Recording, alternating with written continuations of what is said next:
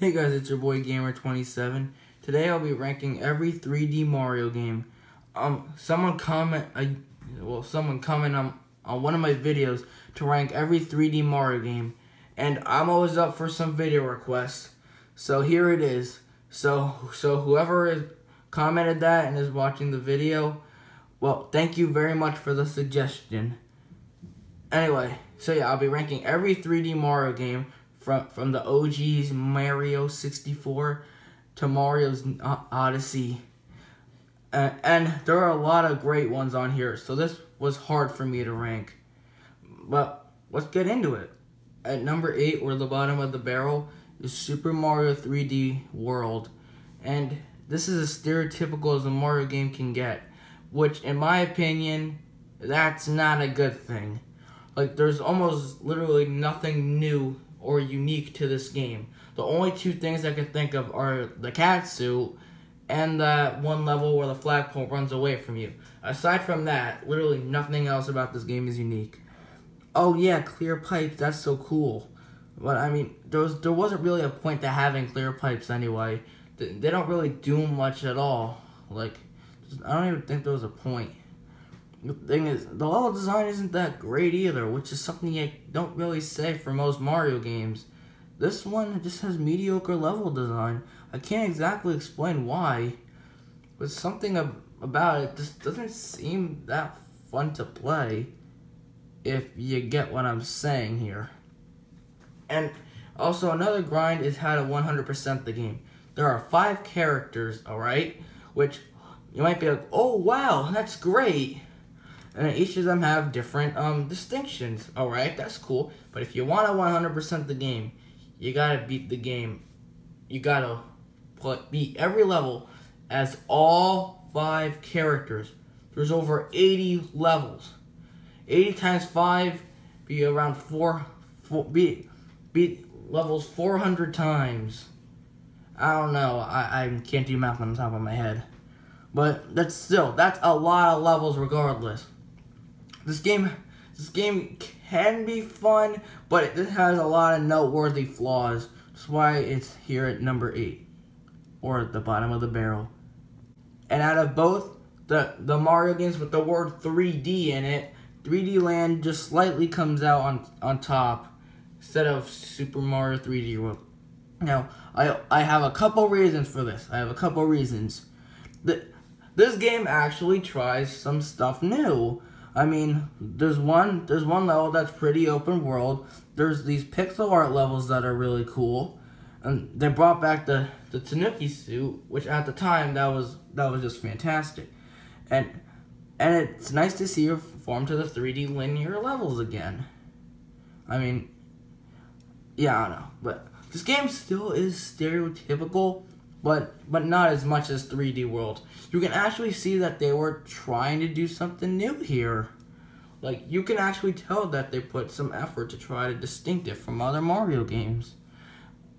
I will give, and like, there's this one level where it's a ghost house. You can run on top of a piano, trumpets, and other kind of stuff. Like, that's so cool. Did Super Mario 3D World ever do anything like that aside from that one flagpole level? No. I do like I mean, the levels are short in this game. Don't get that wrong. They are short. But this game has a lot of flaws too. But this is a portable console. The portable consoles are much more limited. It makes sense that there's less characters, stages are shorter. Like, all that makes sense because it's a portable console. The reason I put this above 3D World is because although this game has some more flaws, like, I don't know, the lack of power-ups, you know, like I said, there's a lack of power-ups, the stages can be kind of boring, there can be some dull ones in there, but I can forgive the problems of the 3D Land because, you know, it's a portable console, portable game. You're supposed to take it anywhere, so they have to be short in order to fit the technology. 3D World is a console game. The levels shouldn't be so short and bland. That's why Super Mario 3D Land isn't the best, but it is above 3D World. Oh wait, you hear that? Oh yeah, that's just the angry people with knives outside my door that are planning to kill me for putting this at the OG 3D at Mario at number 6. But alright guys, I don't have the same bias with the N64 that probably most of you did. Alright, and this would be higher on the list, but there's one reason why it's so low. The DS version exists. I know you're gonna complain about the controls, but I play Super Mario 64 DS on the 3DS. The controls are much better. There's new levels. There's 3 new characters, and there's a couple new stars for each of the returning levels. Like, I just don't see a reason to come back to this, aside from, I don't know, different controls, biasness, or maybe, I don't really know. But there's not really a reason to play this, which is why it's still bumped above though. For, you know, it's still a great game regardless. Don't get me wrong, this is a fantastic game, and it would be higher if Super Mario 64 DS didn't do some things better. Like, that's just an improvement upon this, so I don't really see a reason to come back to this. Like, that's why I have to bump it down to number 6. Mario 64 is at number 6. At number 5 is Super Mario Galaxy. And, oh my gosh, this game is great. This is a great game. This is one of the most unique Mario games out there. Like, come on. It's a Mario game that takes place in space. If that's not unique, I don't know what is. Oh my gosh, this game is so fun. Mario has such a diverse moveset. Long jump, spin jump, normal jump, and he has a lot of cool power-ups too. Like, let's see, he's got the ice flower, fire flower, and I'm not sure which power-ups are in 1 and 2, so, but I remember there's a bee mushroom. And there's just a lot of cool power-ups. The galaxies are all unique. Like, there's literally one, okay. There's one where you gotta run atop a beehive. Come on. If that doesn't scream a 10 out of 10 game, then I don't really know what does. This game is just so unique. All the bosses are new. They're fresh faces. Like, it's just so unique that it's just so fun. Like, there's a level where think of it as like a treadmill. It just keeps going. And then you gotta try and not fall into the holes. Like, that's so ingenious. And all the bosses are great too. There's this I don't know what you call him. Some armadillo thing. He rolls into a ball. You wanna try to hit him in the butt with the rock mushroom. There's the let me see, what's his name? I don't know, the Inkling's dad, which just spits balls at you and you have to. Oh, sorry, this sounded so out of content. Gotta hit it back with this spin thing Mario does. But anyway, this game just does so much right. And if there was a Mario Galaxy 3, you bet I would buy it. Nope, Mario Odyssey is not a number 1 on my list. So yeah, trust me, this is a fantastic game. The first time you play through the game, every level is unique. Like, the normal grass levels filled with dinosaurs. Like, it's just so fun. There's so much stuff to do. So many costumes. So many great characters. There's New Donk City. Oh yeah, and I also forgot. New Donk City. And what was the other one? Oh yeah, New Donk City. Anyway. But the first time you play is fantastic. It's one of the best Mario games ever the first time you play through it. But as soon as you're done with the main game, it falls really hard. It just falls really hard. After you unlock all the kingdoms with all the power moves you get, they get so less valuable. I mean, I understand why they did that, because what are they gonna do with so many, like, 999 power moons? But it doesn't feel satisfying when you unlock everything and you just keep going for power moves, trying to get that 100%. The power moon over here. Oh, when you're done, you gotta get another power moon over there. The main game stuff is great, but it's the post game stuff that really bumps it down for me. And just drags on after when the game's over. So that's why I have to put it at number 4. I told you guys that Super Mario 64 DS has done some stuff better than the original, and I'm going to explain it here because it is at number 3.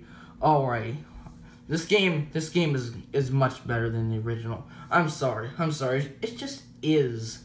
Alright, there's 3 new characters: Luigi, Yoshi, Wario. They all have distinct play styles. There's a couple new stars added to each level.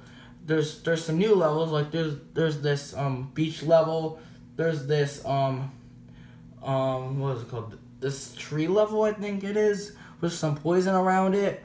And you can also change into different characters by putting on their caps, which I'm pretty sure inspired the capping mechanic in Mario Odyssey.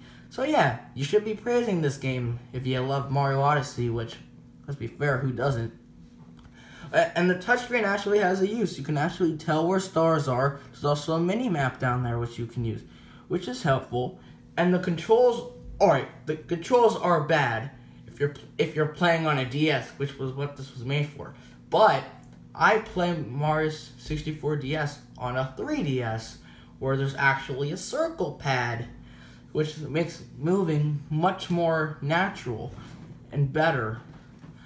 So I don't see the controls as an issue because I play this on the 3DS.